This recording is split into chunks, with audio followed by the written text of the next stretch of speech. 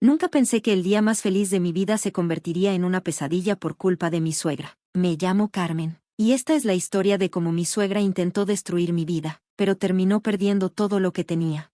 Todo comenzó hace 5 años, cuando conocí a David en la universidad. Él estudiaba arquitectura y yo medicina. Nos enamoramos rápidamente, y después de 2 años de noviazgo, decidimos casarnos. Desde el principio, su madre, Mónica, dejó claro que no me consideraba suficiente para su hijo.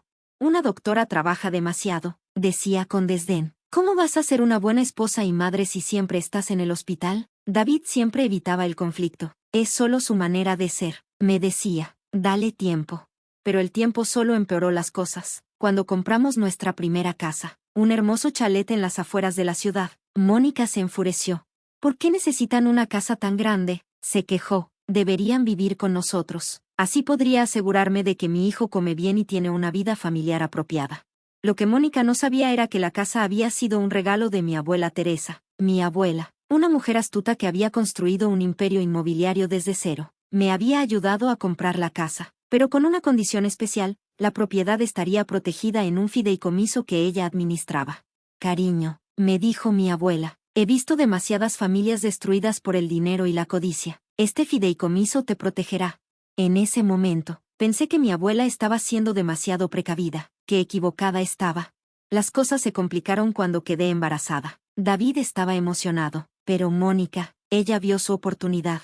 Por fin, dijo con una sonrisa que me heló la sangre. Ahora necesitarás ayuda con el bebé, deberías dejar de trabajar.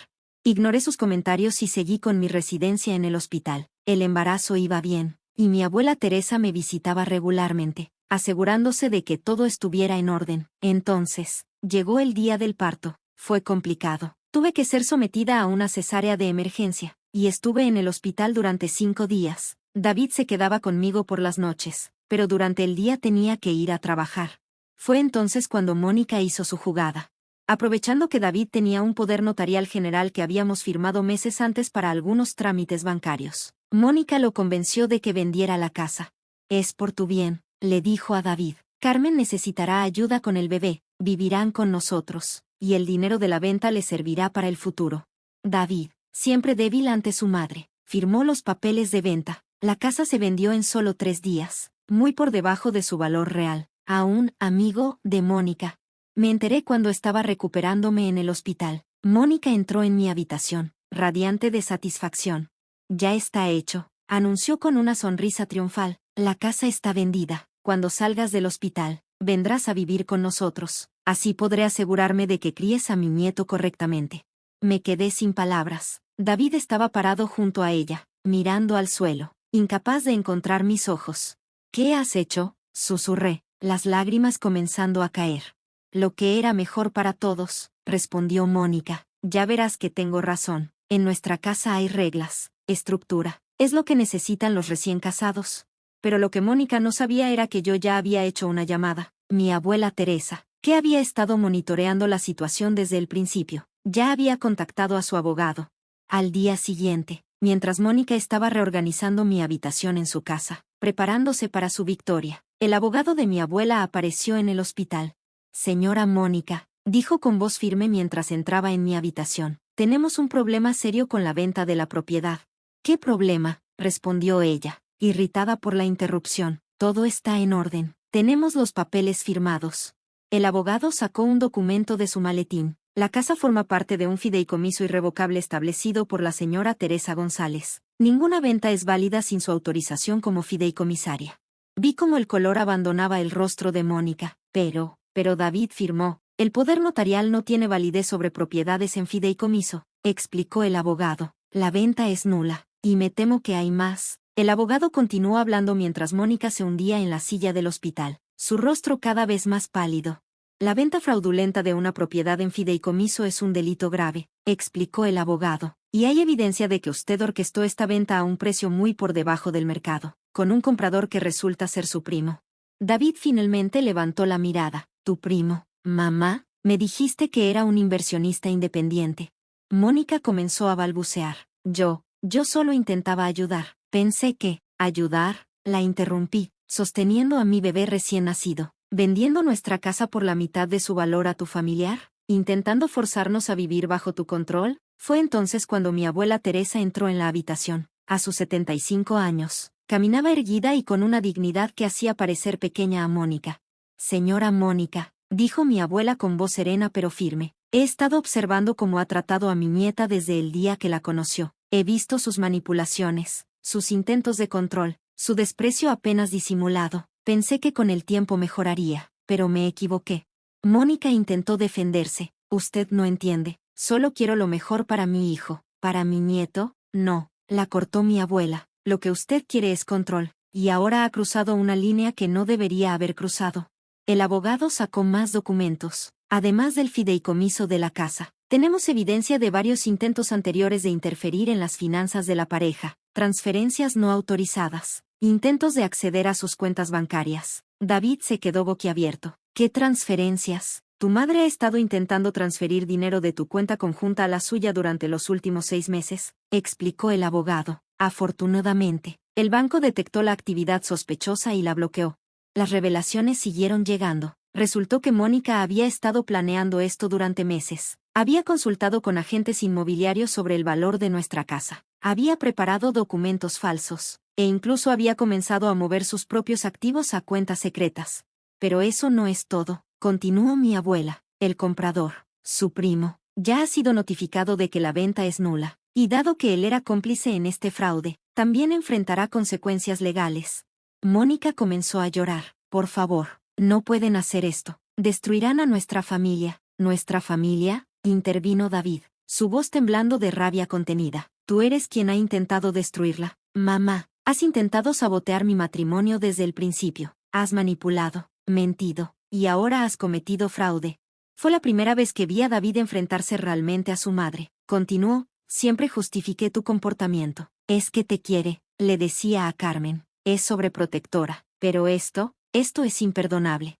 El bebé comenzó a llorar, y mientras lo mecía para calmarlo, Mónica intentó acercarse. Por favor, déjame ver a mi nieto. No, dije firmemente, no tienes derecho, no después de esto. Mi abuela tomó el control de la situación. Estas son sus opciones, señora Mónica. Primera, enfrentamos esto legalmente. Presentamos cargos por fraude, manipulación de documentos y tentativa de estafa. Su primo también será procesado. Segunda, firma una serie de documentos legales que estamos preparando. ¿Qué documentos?, preguntó Mónica con voz temblorosa. Un acuerdo legal que establece que no puede acercarse a Carmen, David o el bebé sin permiso explícito por escrito, que renuncia a cualquier reclamo sobre la propiedad o los bienes de la pareja, y que pagará una compensación por los daños emocionales y el intento de fraude. ¿Compensación? ¿Cuánto? El valor total de su casa y sus ahorros, respondió mi abuela sin pestañear. Mónica se puso de pie de un salto. No pueden hacer eso, me dejarían en la calle, como usted intentó hacer con nosotros, respondí suavemente. David dio un paso adelante. Firma los papeles. Mamá, ¿es eso o la cárcel? Las siguientes semanas fueron intensas. Mónica, acorralada, firmó los documentos. Tuvo que vender su casa y entregar sus ahorros como compensación. Su primo, enfrentando cargos criminales, rápidamente devolvió el dinero de la venta fraudulenta más intereses. Pero las consecuencias no fueron solo financieras. La familia entera de David se enteró de lo sucedido. Sus hermanas, que siempre habían estado bajo el control de Mónica, finalmente vieron su verdadera naturaleza. Su padre, que había permanecido pasivo durante años, solicitó el divorcio. No puedo creer que no vi esto antes, me dijo David una noche, mientras mecíamos a nuestro hijo. Todas las señales estaban ahí, la forma en que controlaba a todos, cómo manipulaba cada situación. Lo importante es que ahora lo ves, respondí, y que nuestro hijo crecerá en un ambiente saludable. Mónica terminó mudándose a un pequeño apartamento en otra ciudad. De vez en cuando intentaba contactar a David, enviando mensajes manipuladores sobre cómo la habíamos destruido, y cómo todo lo había hecho por amor, pero ya no funcionaba. David había visto su verdadera cara y no había vuelta atrás. Un año después, recibimos una carta de ella. Era una larga disculpa, aparentemente sincera, reconociendo sus errores y el daño que había causado. Decía que estaba en terapia, trabajando en sus problemas de control y manipulación. David leyó la carta en silencio y luego la guardó en un cajón. Quizás algún día, dijo, pero no ahora. Nuestra familia necesita sanar primero. Mi abuela Teresa nos visitaba regularmente, encantada con su bisnieto. ¿Ves por qué insistí en el fideicomiso? Me dijo un día mientras tomábamos té en el jardín. A veces el amor no es suficiente. Necesitas protección contra aquellos que confunden el amor con el control. 3 años han pasado desde entonces. Tenemos otro bebé en camino. Y nuestra vida es tranquila y feliz. David se ha convertido en un padre y esposo maravilloso, libre al fin de la manipulación de su madre. A veces recibimos noticias de Mónica a través de otros familiares. Aparentemente está mejor, más centrada, pero mantenemos nuestra distancia. La última vez que supimos de ella fue en Navidad. Envió una tarjeta con una nota simple: lo siento, los amo, espero que algún día puedan perdonarme. La tarjeta está guardada en el mismo cajón que la carta. Tal vez algún día la sacaremos y consideraremos una reconciliación, pero por ahora, estamos enfocados en criar a nuestros hijos en un ambiente de amor verdadero, respeto y límites saludables. Mi abuela siempre dice que el amor real da libertad, no pone cadenas. Mónica tuvo que perderlo todo para empezar a entender esa lección, y nosotros tuvimos que pasar por todo esto para aprender a proteger lo que realmente importa: nuestra familia, nuestro hogar y nuestra paz.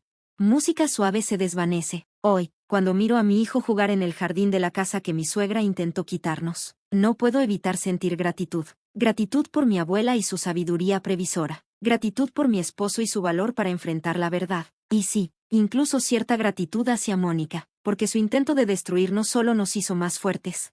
Como dice el dicho, a veces tienes que tocar fondo para empezar a subir. Mónica tocó fondo, y quizás eso era exactamente lo que necesitaba. ¿Y nosotros? Nosotros aprendimos que el amor verdadero no necesita control, solo confianza y respeto mutuo.